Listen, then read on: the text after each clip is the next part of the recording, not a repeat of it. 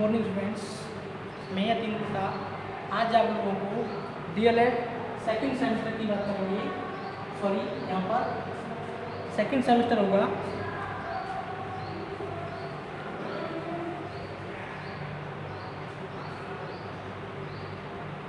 Second same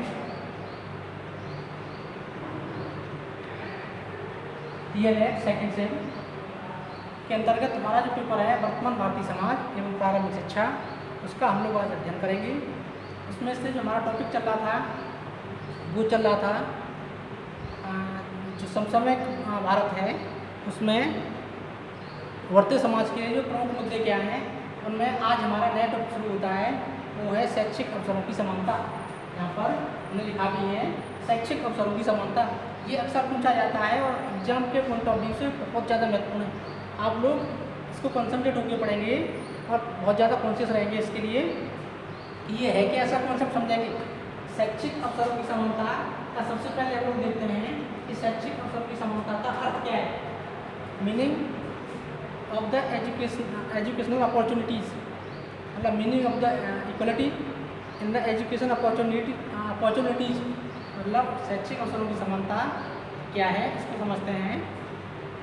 इसके लिए सबसे पहले ये है, भारत में सभी बच्चों को बिना किसी भेदभाव के शिक्षा के समान अवसर उपलब्ध कराए जाएं और उनको समान साधन उपलब्ध कराए जाएं। जो भी शैक्षिक अवसर हैं उनको निश्चित रूप से उपलब्ध कराया जाए बिना किसी भेदभाव के, और उसके साथ साथ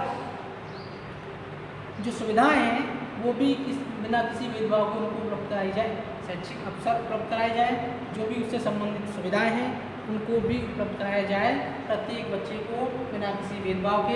इसीलिए क्या कहते हैं, शैक्षिक अवसरों की समानता कहते हैं। एक बार फिर समझ लेते हैं, भारत के अंदर बिना किसी भेदभाव के सभी बच्चों को, जितने भी बच्चे हैं सबको शिक्षा के समान अवसर उपलब्ध कराए जाएँ। साथ साथ समान अवसरों के साथ साथ उनको शैक्षिक सुविधाएँ भी बिना किसी भेदभाव के उपलब्ध कराई जाए या उनको दी जाए। यही क्या है, हमारा शैक्षिक अवसरों की समानता है। इसको एक और आर्ट पॉइंट ऑफ व्यू से देखते हैं। आर्टिकल 29 कहता है, यहाँ पर लिख देता हूँ, आर्टिकल 29, आर्टिकल या अनुच्छेद 29 कहता है, ये आर्टिकल कहता है, राज्य द्वारा पोषित या राज्य द्वारा जिन भी शिक्षण संस्थानों को धन उपलब्ध या वित्त उपलब्ध मुहैया कराई जाती है या किसी भी प्रकार का सरकारी अनुदान दिया जाता है, तो ऐसे शिक्षण संस्थानों में किसी भी बच्चे को क्या करेंगे, कुछ बातें हैं यहाँ पर पूरा लिख देता हूँ। राज्य द्वारा पोषित शिक्षण संस्थानों में राज्य द्वारा पोषित समस्त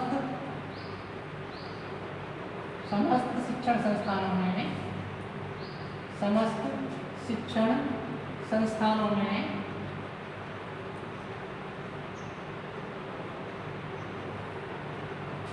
जितने भी राज्य द्वारा जो भी विद्यालय, स्कूल, कॉलेज खोले गए हैं और जिनको जो ग्रांटेड है या जो भी सहायता राशि दी जाती है, भारत सरकार द्वारा ये दी जाती है या किसी राज्य सरकार द्वारा दी जाती है या किसी म्यूनिसिपल कॉर्पोरेशन जो बोर्ड होते हैं तमाम उनके द्वारा दी जाती है, उनमें से किसी, इसमें एक बार देखते, राज्य द्वारा खोले समस्त शिक्षण संस्थानों में किसी भी बच्चे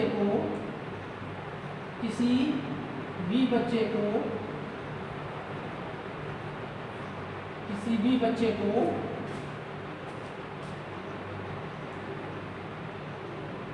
जाति, धर्म, लिंग,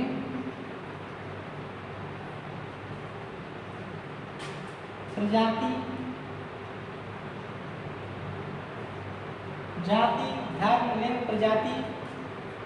अथवा या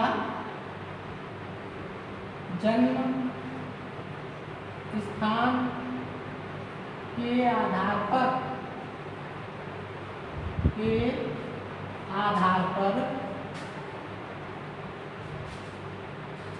प्रवेश से वंचित नहीं किया जाएगा। प्रवेश से वंचित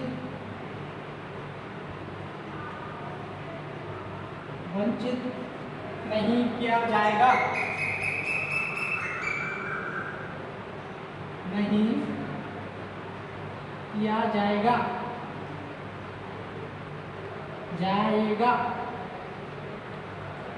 ठीक है फ्रेंड्स, एक बार फिर देख लेते हैं।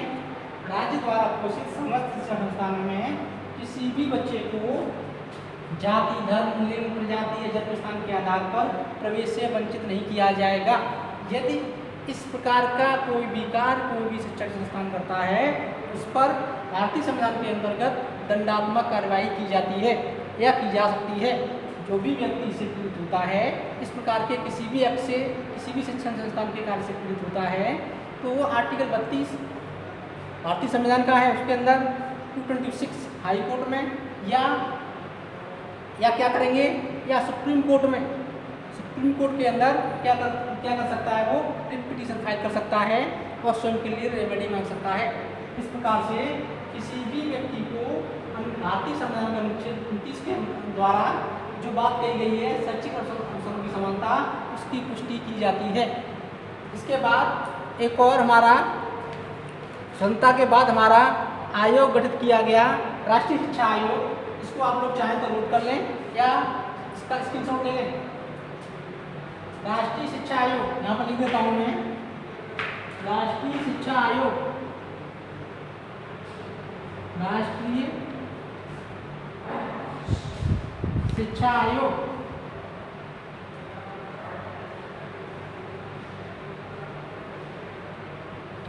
1964 से 66 में गठित किया गया था।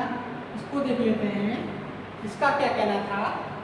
शैक्षिक अवसरों की समानता के आधार पर इन्होंने शैक्षिक अवसरों की समानता को अलग अर्थ दिया। इन्होंने कहा शैक्षिक अवसरों की समानता बच्चे की योग्यता के आधार पर रहनी चाहिए। यदि किसी भी व्यक्ति को शैक्षिक अवसरों की समानता के अंतर्गत जो जितनी योग्यता उसके अंतर्गत नहीं है, वो उसको योग्य व्यक्तियों के साथ जोड़ दिया जाएगा, तो वो योग्यता का नाश कर देगा। योग्यता को जो भी योग्यताधारी व्यक्ति हैं उनके साथ मिलकर वो शिक्षा को क्या करेगा, शिक्षा में ह्रास करेगा। इसलिए योग्यता, शैक्षिक अवसरों की समानता को निश्चित रूप से ध्यान रखा जाए, लेकिन वो वहीं पर ध्यान रखा जाए यहाँ पर योग्यता का मानदंड लागू होता है। अर्थात उन्होंने ये तो कहा कि किसी भी शैक्षिक व्यवस्था में, किसी भी देश की शिक्षण व्यवस्था में, किसी भी व्यक्ति के संपूर्ण व्यक्तित्व के विकास के लिए किसी भी व्यक्ति का व्यक्तित्व तभी पूर्ण हो सकता है, तभी पूर्ण रूप से विकसित हो सकता है जब उसको उच्च स्तर की शिक्षा दी जाए। उन्होंने ये माना तत्कालीन भारत में इस समय जो भी व्यक्ति हैं, खासतौर से उच्च जाति के लोग, जिसमें ब्राह्मण जाति, इसका शुरुआत से ही शिक्षा पर आधिपत्य रहा है, जिसने भारत के अंदर एक बहुत बड़ा वर्ग भेद को जन्म दिया है, जिसने एक बहुत बड़ी शिक्षा के अंदर शैक्षिक अवसरों की समानता है, उसके पीछे बहुत बड़ी खाई बना दी है। उसको पाटने के लिए निश्चित रूप से शैक्षिक रूप से जो पिछड़े हुए लोग हैं और जो भी अनुसूचित जाति, अनुसूचित जनजाति के लोग हैं, दूर दराज के लोग हैं, मक्कड़ जातियाँ हैं, जिनके बच्चों को शिक्षा के समान अवसर उपलब्ध नहीं हो पाते हैं, उनको निश्चित रूप से शिक्षा के समान जो अवसर हैं, समान अवसर कराए जाएँ और उनको जो भी शिक्षा से संबंधित जो भी साधन है, जो भी सुविधाएँ हैं, वो बराबरी की दी जाए। तभी क्या होगा, तभी भारत में सब असमानता की स्थिति, शैक्षिक अवसरों की असमानता की स्थिति समाप्त होगी, शैक्षिक अवसरों की समानता की ओर कदम बढ़ेगा। तो इसलिए आवश्यक ये है, उन्होंने कहा कि आवश्यक ये है कि सभी बच्चों को जो निश्चित रूप से एक वर्ग उत्पन्न हो गया है, शैक्षिक उच्च वर्ग, मध्यम वर्ग और निम्न वर्ग, जो वर्ग भेद की स्थिति उत्पन्न हो गई है, उसको समाप्त करने के लिए बच्चों को जो भी शैक्षिक अवसर हैं समान रूप से उपलब्ध कराए जाएँ और जो भी शैक्षिक सुविधाएं हैं उनको बिना किसी भेदभाव के सभी बच्चों को प्रदान किया जाए। इस प्रकार से क्या हुआ, राष्ट्रीय शिक्षा आयोग ने भी अपनी बातों में, अपने तर्कों द्वारा अपने शैक्षिक अवसरों की समानता के अर्थ को स्पष्ट किया है। इस प्रकार से शैक्षिक अवसरों की जो शैक्षिक अवसरों की जो समानता है उसका अर्थ हमने बताया। शैक्षिक अवसरों की समानता क्या है, इसको आप लोग चाहें तो स्क्रीनशॉट ले लें या इसको मैं मिटा देता हूँ।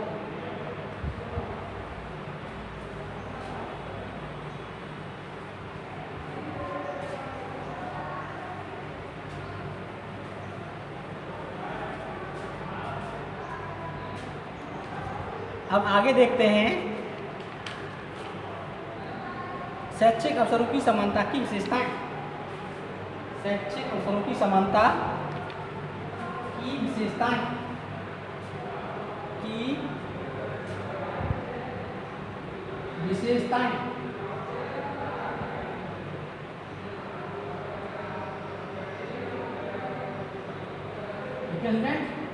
शैक्षिक अवसरों की समानता की कुछ विशेषताएं हैं जो बड़ी महत्वपूर्ण हैं और इनको हम शॉर्ट ब्रीफ में संक्षिप्त में बताएंगे।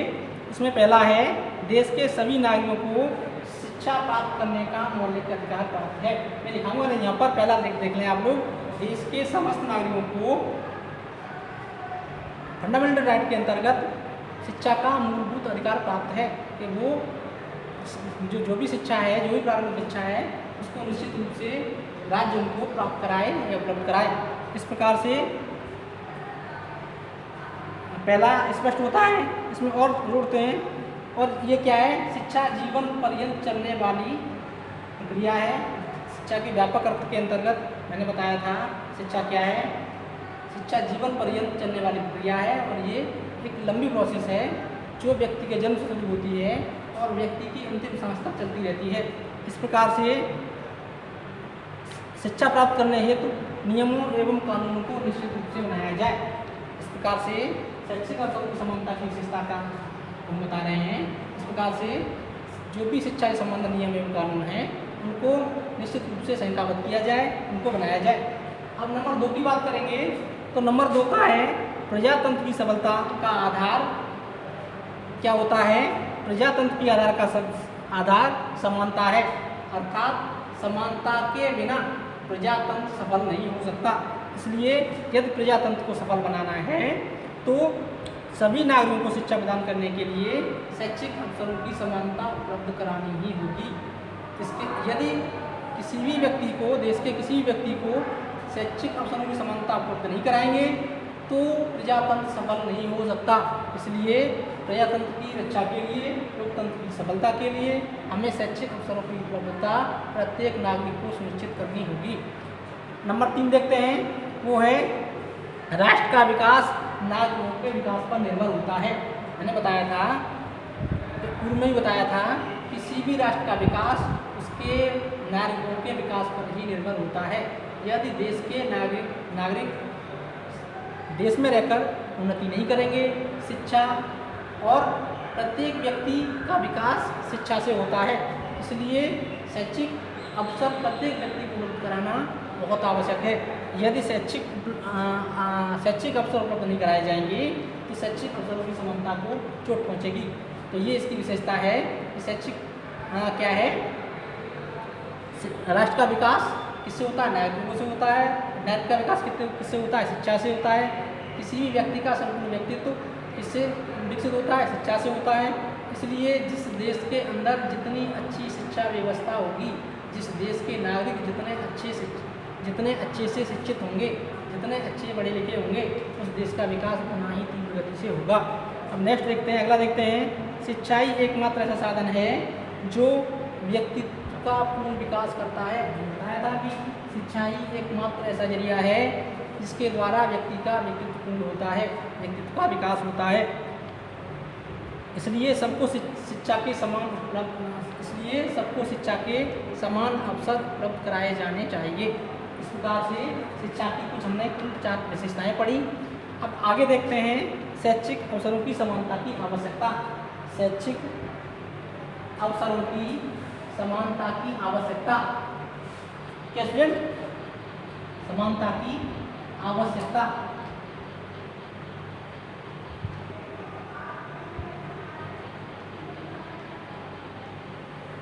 ठीक है,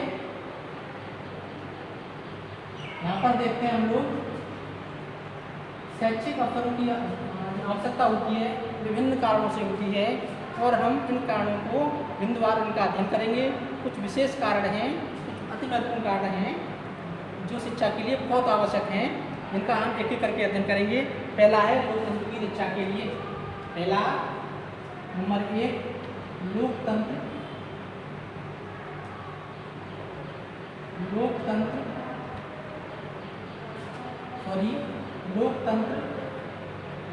की रक्षा के लिए, लोकतंत्र की रक्षा के लिए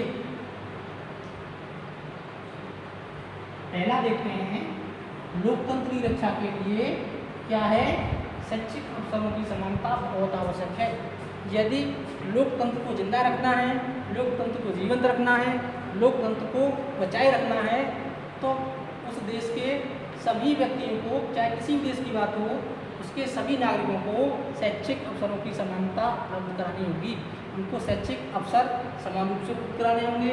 साथ साथ उससे संबंधित जो भी सुविधाएं हैं, शिक्षा से संबंधित जो भी सुविधाएं हैं, वो बिना किसी भेदभाव के सभी व्यक्तियों को उपलब्ध करानी होंगी। तभी लोकतंत्र जीवित रह सकता है। अर्थात कोई भी किसी भी देश का लोकतंत्र पढ़े लिखे नागरिकों पर ही निर्भर करता है। अर्थात जिस देश के नागरिक जितने ज़्यादा शिक्षित होते हैं, जितने ज़्यादा पढ़े लिखे होते हैं, उस देश का लोकतंत्र उतना ही ज़्यादा मजबूत होता है। क्योंकि वो राजनीति की बारीकियाँ, राजनीति से संबंधित जो भी पॉलिटिकल पार्टीज होती हैं, जो भी राजनीतिक पार्टियाँ होती हैं, उनके द्वारा तमाम अनेकों प्रकार के मैनिफेस्टो बनाए जाते हैं। उन मैनिफेस्टो के अंतर्गत तमाम तरीके की घोषणाएँ की जाती हैं जो व्यवहारिक रूप से संभव भी होती हैं और संभव नहीं भी होती हैं, एकदम असंभव होती हैं। इन सारी बातों को समझने के लिए एक अच्छा पढ़ा लिखा व्यक्ति ही उनका इंटरप्रेट कर सकता है, उनको महसूस कर सकता है कि राजनीतिक दल उनको कहीं बेवकूफ़ तो नहीं बना रहे हैं। इसलिए लोकतंत्र को जिंदा रखने के लिए, लोकतंत्र की सफलता के लिए, लोकतंत्र की रक्षा के लिए क्या है? शैक्षिक अवसरों की समानता बहुत आवश्यक है। नंबर 2 देखते हैं। नंबर 2 व्यक्तियों के व्यक्तिगत विकास के लिए, व्यक्तियों के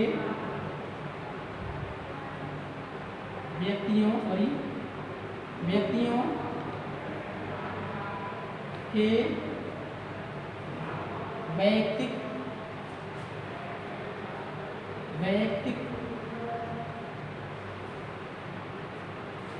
गलत हुआ है यहाँ पर, थोड़ा मेंशन करते हैं। वैयक्तिक विकास, व्यक्तियों के व्यक्तित्व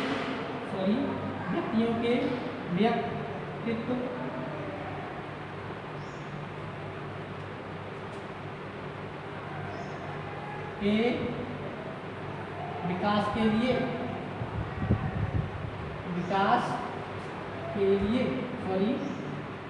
थोड़ा गड़बड़ कर रहा है।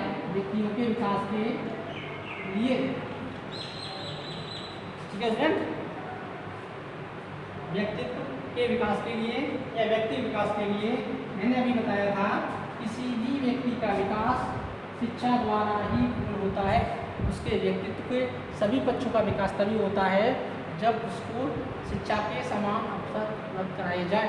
जो भी व्यक्ति है उसको अच्छे से अच्छे, बेहतर से बेहतर समान अवसर उपलब्ध कराए जाए और शिक्षा से संबंधित जितने भी साधन हैं, जितनी भी सुविधाएं हैं, सभी व्यक्तियों को, सभी बच्चों को बिना किसी भेदभाव के समान रूप से उपलब्ध कराई जाए।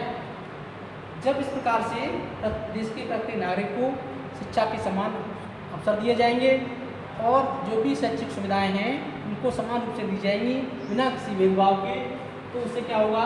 व्यक्तियों के व्यक्तित्व का, छात्र के व्यक्तित्व का विकास होगा, जो शैक्षिक अवसरों की समानता के लिए बहुत आवश्यक है। अगला देखते हैं, नंबर 3 वर्ग भेद की समाप्ति के लिए, वर्ग भेद की समाप्ति के लिए,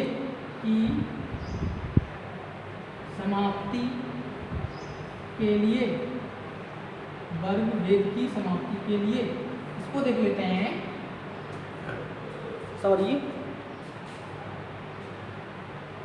प्राचीन काल से ही शिक्षा पर वर्ग विशेष का आधिपत्य हो गया, उसका कब्जा हो गया।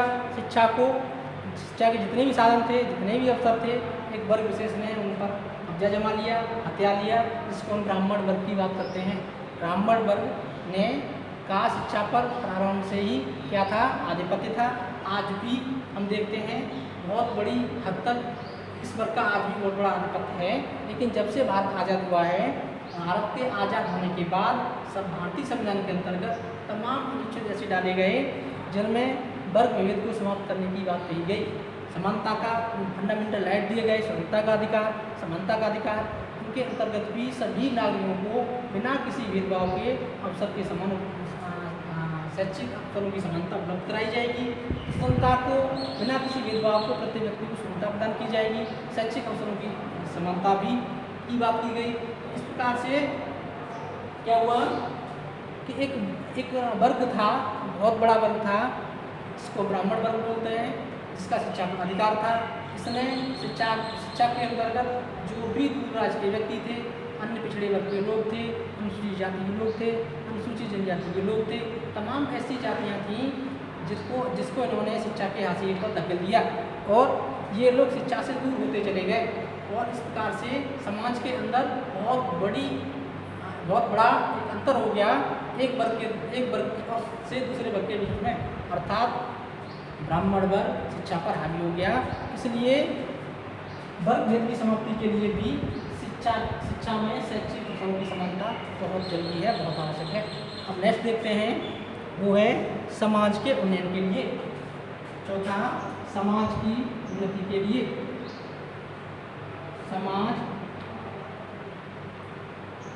समाज की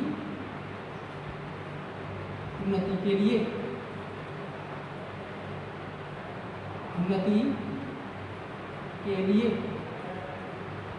इसको देख लेते हैं। प्रत्येक समाज का जो निर्माण होता है, किसी भी राष्ट्र में संपूर्ण राष्ट्र ही उस देश के लिए समाज होता है।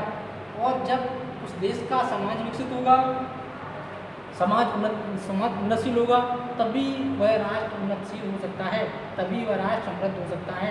अर्थात शिक्षा ही वह जरिया है जिसके द्वारा समाज को समुन्नत बनाया जा सकता है, समाज में सभी प्रकार के भेदभावों को समाप्त किया जा सकता है। जब समाज विकसित होता है तो निश्चित रूप से राष्ट्र भी उन्नति करता है। इस प्रकार से समाज की उन्नति के लिए भी क्या है, शैक्षिक अवसरों की समानता का होना नितांत आवश्यक है। आगे देखते हैं, वो है राष्ट्र के आर्थिक विकास के लिए। अगला 5वां,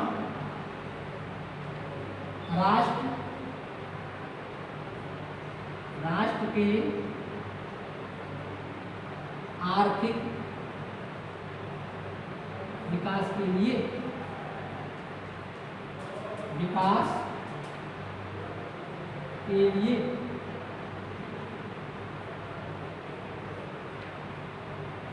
देश का आर्थिक विकास भी तभी होता है जब उस देश के नागरिक समृद्धशाली हों, आर्थिक रूप से संपन्न हों। इसलिए शिक्षा के द्वारा सभी व्यक्तियों को शिक्षा के समान अवसर उपलब्ध कराए जाए, शिक्षा का व्यवसायीकरण किया जाए। शिक्षा में व्यक्तियों को जो भी उनके पेशे हैं, जो भी जीवन के जरिए हैं, जो भी उनके व्यवसाय हैं, उससे संबंधित उनको शिक्षा दी जाए। जब व्यक्ति अपने पैरों पर खड़ा हो जाएगा, अपनी एसेंशियल रिक्वायरमेंट्स पूरी करने लगेगा, तो वो स्वयं की उन्नति करेगा, समाज की उन्नति करेगा। इससे क्या हुआ, देश की भी उन्नति होगी और देश आर्थिक रूप से मजबूत हो जाएगा। इसलिए देश की आर्थिक विकास के लिए भी शैक्षिक अवसरों की समानता बहुत आवश्यक है। अब आगे देखते हैं, शैक्षिक अवसरों में समानता के कारण। शैक्षिक अवसरों में, इसको मिटा देते हैं, शैक्षिक अवसरों में असमानता के कारण। आपने नोट डाउन कर लिया होगा, उम्मीद करता हूँ। मैं इसको मिटा देता हूँ, आगे बढ़ रहे हैं हम लोग। शैक्षिक अवसरों में असमानता के कारण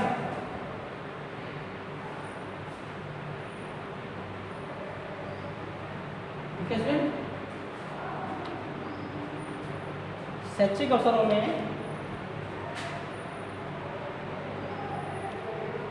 असमानता के कारण, इनइक्वालिटी, असमानता के कारण, शैक्षिक अवसरों में असमानता के कारण, इसको देखते हैं। शैक्षिक असमानता में कुछ बाधक तत्व हैं, कुछ ऐसे तत्व हैं जो यहाँ पर प्रतिरोध उत्पन्न करते हैं।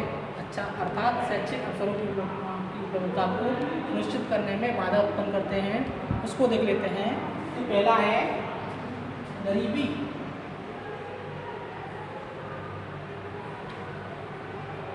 गरीबी, इसको देखते हैं, इसको पॉवर्टी भी बोलते हैं। गरीबी हजारों हजार समस्याओं की जननी होती है। अर्थात जहाँ गरीबी होती है, जहाँ पर निर्धनता होती है, जहाँ इंडिजिन पर्सन रहते हैं, निर्धन व्यक्ति रहते हैं, वहाँ पर अनेकों समस्याओं का उनको सामना करना पड़ता है। इसलिए एक समस्या ये भी है कि शैक्षिक अवसरों की समानता में ये बाधक तत्व है, गरीबी बाधक तत्व है। क्योंकि जो भी व्यक्ति हैं जो अपनी दैनिक आवश्यकताओं की पूर्ति नहीं कर पा रहे हैं, जैसा कि भारत सरकार ने तमाम तरीके के सांख्यिकीय आंकड़े दिए हैं, उनमें उन्होंने कहा है कि आज भी भारत की जनसंख्या 40% से नीचे 40% से अधिक गरीबी रेखा के नीचे जीवन यापन करती है। अर्थात देश का एक बहुत बड़ा तबका ऐसा है आज भी निरंतरता की स्थिति में जीवित रह रहा है, अपना जीवन गुजार रहा है। ऐसी स्थिति में उनके जो बच्चे हैं वो बच्चे अपनी दैनिक ज़रूरतों को पूरा करने में लग जाते हैं, वो शिक्षा की तरफ उन्मुख नहीं हो पाते, उनको अवसर शिक्षा के उपलब्ध नहीं हो पाते। इसलिए शैक्षिक अवसरों की समानता में जो गरीबी है वो बहुत बड़ा बाधक तत्व है। नंबर 2 देखते हैं। पहला गरीबी हो गया। नंबर 2 अशिक्षा, अशिक्षित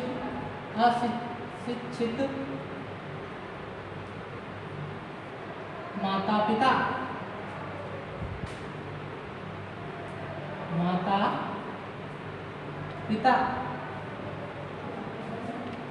भारत के अंदर आज भी बहुत बड़ा वर्ग, आज भी बहुत बड़ी जनसंख्या ऐसे लोगों की है जो अशिक्षित हैं और उनकी शिक्षा की वजह से उनके जो बच्चे हैं उनको शिक्षा के समान अवसर प्राप्त नहीं हो पाते, क्योंकि वो उनमें शिक्षा के प्रति जागरूकता की कमी होती है।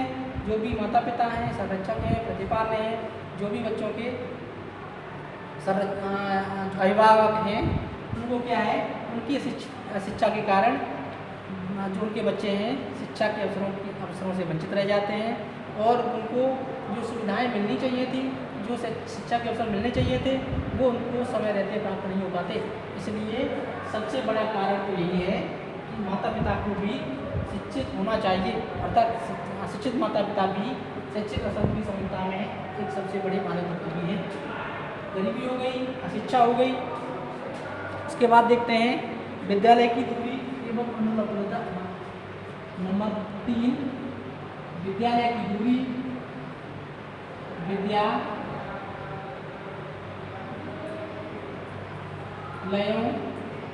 की दूरी एवं उनकी अनुपलब्धता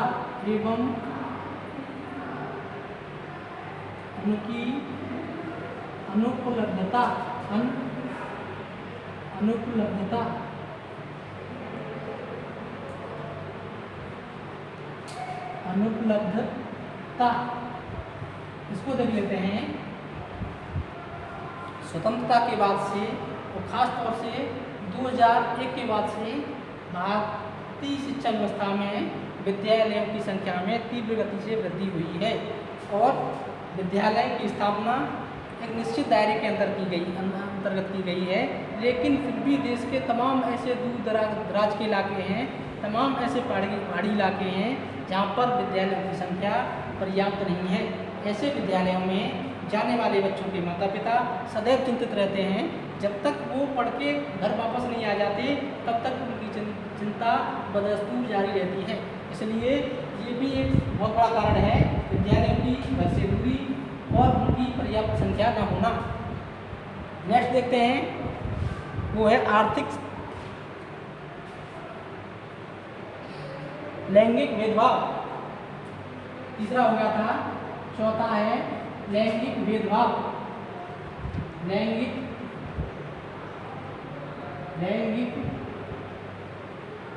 भेदभाव।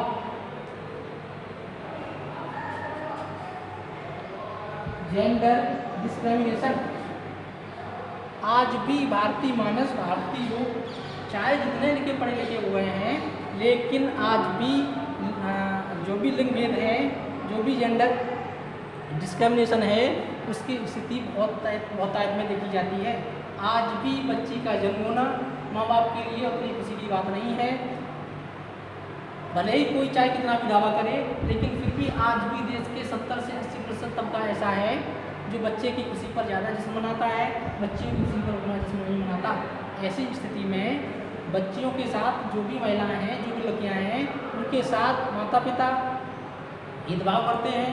उनको पढ़ाने के लिए, उनको शैक्षिक सुविधाएँ देने के लिए भी बहुत बड़ी मात्रा में उनके साथ भेदभाव किया जाता है, उनके साथ उनकी स्थिति रखी जाती है।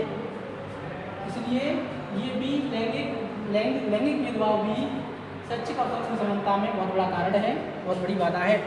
अब नेक्स्ट देखते हैं प्रादेशिक समस्याएं। प्रादेशिक, पांचवा प्रादेशिक समस्याएं।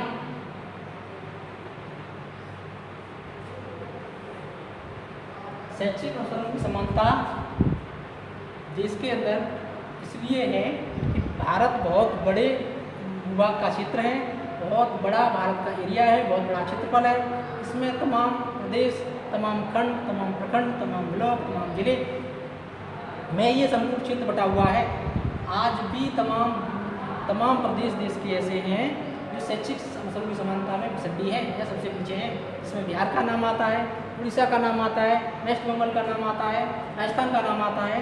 ये शैक्षिक अवसरों की समानता में बहुत पीछे हैं। इसके कारण भी कई हैं, क्योंकि यहाँ का जो क्षेत्र है वो कई असमानताएँ लिए हुए है। हम राजस्थान की बात करते हैं तो राजस्थान निश्चित रूप से पथरीला, कंकड़ीला, पर्वतीय इलाका है, रेतीला इलाका है।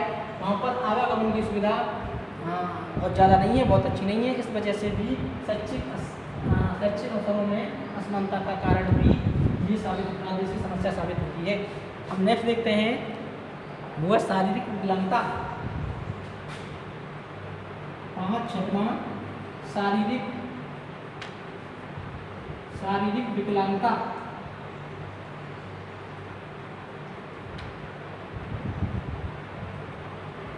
फिजिकल डिसेबिलिटी की बात करते हैं तो शारीरिक विकलांगता की वजह से भी देश के 20% बच्चे, 20 लाख से ज़्यादा बच्चे ऐसे हैं जो सभी बच्चों के साथ शिक्षा प्राप्त नहीं कर सकते और नहीं उनको सामान्य बच्चों की सुविधाएं प्रदान की जा सकती हैं। इसलिए लैंगिक विकलांगता भी शैक्षिक अवसरों में असमानता का एक बहुत बड़ा कारण है जो शिक्षा को प्रभावित करता है। नेक्स्ट है घर का दूषित वातावरण। 7वां है घर का दूषित वातावरण। घर का दूषित वातावरण, दूषित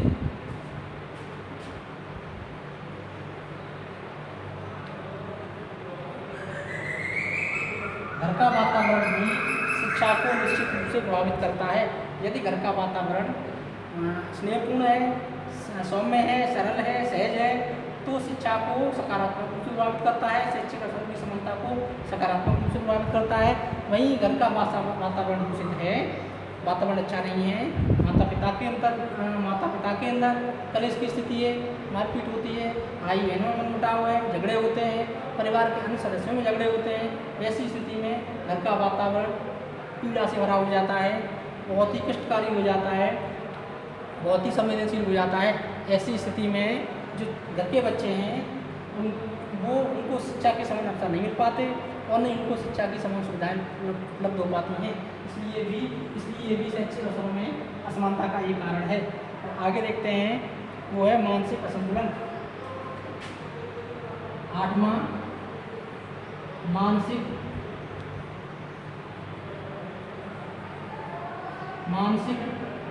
असंतुलन। असंतुलन, मेंटली डिसऑर्डर्ड जो बच्चे होते हैं वो सामान्य बच्चों के साथ बैठकर शिक्षा प्राप्त नहीं कर सकते। जो भी सामान्य बच्चों को शैक्षिक सुविधाएं उपलब्ध कराई जाती हैं और जो भी शिक्षा के समान अवसर उपलब्ध कराए जाते हैं, उन समान अवसरों को मानसिक रूप से डिसऑर्डर्ड जो बच्चे होते हैं वो उन परिस्थितियों में ग्रहण नहीं कर सकते। इसलिए शैक्षिक अवसरों में असमानता का कारण मानसिक असंतुलन भी होता है। इस प्रकार से हम लोगों ने जो शैक्षिक समानता के लिए विभाजन तत्व थे या शैक्षिक अवसरों की असमानता के जो तत्व थे वो हम लोगों ने पढ़े हैं। अब इनको कैसे दूर किया जा सकता है? शैक्षिक अवसरों में असमानता को दूर करने के उपाय, असमानता को दूर करने के उपाय दूर करने के उपाय